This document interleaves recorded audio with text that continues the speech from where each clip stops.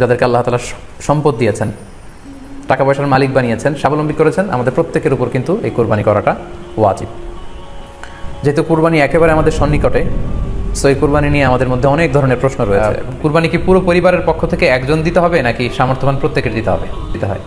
সম্মানিত দিনী ভাই এবং বোনেরা, এটি একটি মতবিরোধপূর্ণ মাসআলা, অর্থাৎ এই মাসআলার ক্ষেত্রে স্কলারদের মধ্যে মতভেদ পাওয়া যায়। এক্ষেত্রে দুইটি মতামত। একদল স্কলার বলেছেন যে এটা পরিবারের পক্ষ থেকে একজন দিলে আদায় হয়ে যাবে। অপর মতামত হচ্ছে যে না, সামর্থ্যবান প্রত্যেকেরই দিতে হবে। আমরা দুইটি মতামত নিয়ে আলোচনা করি। প্রথম মত হচ্ছে যে এক পরিবারের পক্ষ থেকে একজনই যথেষ্ট। এই মতামতটিও দলিলের দিক থেকে বেশ শক্তিশালী। সেক্ষেত্রে আমরা মেহনাফ ইবনে সুলাইম রাদিয়াল্লাহু তাআলা আনহুর বর্ণিত একটি হাদিস সুনান আবু দাউদে এসেছে, হাদিসটি হাসান পর্যায়ের হাদিস। তিনি বলছেন, নাহনু উকুফুন মা রাসূলিল্লাহ বিআরাফাতিন, আমরা রাসূল সাল্লাল্লাহু আলাইহি ওয়াসাল্লামের সাথে 9 জিলহজ আরাফার ময়দানে ছিলাম। ক্বালা, তখন আল্লাহ রাসূল সাল্লাল্লাহু আলাইহি ওয়াসাল্লাম আমাদেরকে বলেছেন, ইয়া আইয়ুহান নাস, হে মানব সকল, ইন্না আলা কুল্লি আহলি বাইতিন ফি কুল্লি আমিন উদহিয়া, অর্থাৎ প্রত্যেকটি, আল্লাহ রাসূল সাল্লাল্লাহু আলাইহি ওয়াসাল্লাম বলেছেন প্রত্যেকটি ফ্যামিলির জন্য প্রতি বছর একটি কুরবানি ওয়াজিব হয়।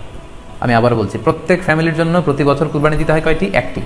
তাহলে কুরবানি পরিবারের পক্ষ থেকে একটি দিলেই আদায় হয়ে যাবে। সুনানি তিরমিজির আরও একটি হাদিস আমরা এখানে উল্লেখ করতে পারি, এই হাদিসটিও সহিহ। সাইয়েদনা আতা ইবনে ইয়াসার রাদিয়াল্লাহু তাআলা আনহু উনি আবু আইয়ুব আল আনসারী রাদিয়াল্লাহু তাআলা আনহুকে জিজ্ঞেস করেছিলেন যে কাইফা কানাতিল উদহিয়া ফি আহদি রাসূলিল্লাহ, হে আল্লাহর নবীর সাহাবী, আল্লাহ রাসূল সাল্লাল্লাহু আলাইহি ওয়াসাল্লামের জামানাতে কুরবানি কেমন হতো, কিভাবে তারা কুরবানি দিতেন? তো আবু আইয়ুব আল আনসারী রাদিয়াল্লাহু তাআলা আনহু বলেছেন, কানা রাজুলু ইউদাহি বিশাতি আনহু ওয়া আন আহলিহি, আল্লাহ রাসূল সাল্লাল্লাহু আলাইহি ওয়াসাল্লামের সময়কালে লোকজন একটি ছাগল কুরবানি দিত তার পক্ষ থেকে এবং তার ফ্যামিলির পক্ষ থেকে। আনহু ওয়া আন আহলিহি, তার নিজের পক্ষ থেকে এবং ফ্যামিলির পক্ষ থেকে। অর্থাৎ এই হাদিসগুলোর আলোকে বোঝা যায় যে পুরো পরিবারের পক্ষ থেকে একজন কুরবানি দিয়ে দিলেই আদায় হয়ে যাবে। স্বামীও চাকরি করেন, স্ত্রীও চাকরি করেন, স্বামীরও টাকা আছে, স্ত্রীর টাকা আছে, দুজনের আলাদা করে দিতে হবে না। স্বামী যদি একটা ছাগল কুরবানি দিয়ে দেয় তাহলে স্ত্রীর পক্ষ থেকে, পুরো ফ্যামিলির পক্ষ থেকে কুরবানি আদায় হয়ে যাবে। এই হাদিসগুলোর আলোকে বোঝা গেল। দ্বিতীয় আরেকটি মত আছে, সেই মতটি হচ্ছে প্রত্যেক সামর্থ্যবানের উপর ওয়াজিব। এটি ইমাম আবু হানিফার মত এবং আমাদের বাংলাদেশে এটিরই প্রচলন হয়ে এসেছে।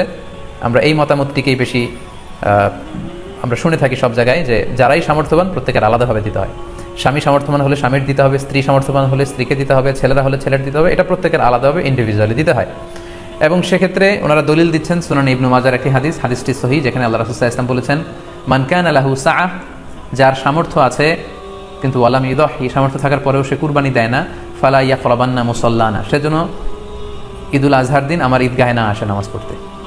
আল্লাহ রাসূল সাল্লাল্লাহু আলাইহি ওয়াসাল্লাম হুঁশিয়ারি বাণী ঘোষণা করেছেন, ধমক দিয়েছেন যে সামর্থ্য থাকার পরেও যে কুরবানি দেয় না সেজন্য আমার ঈদগাহে না আসে।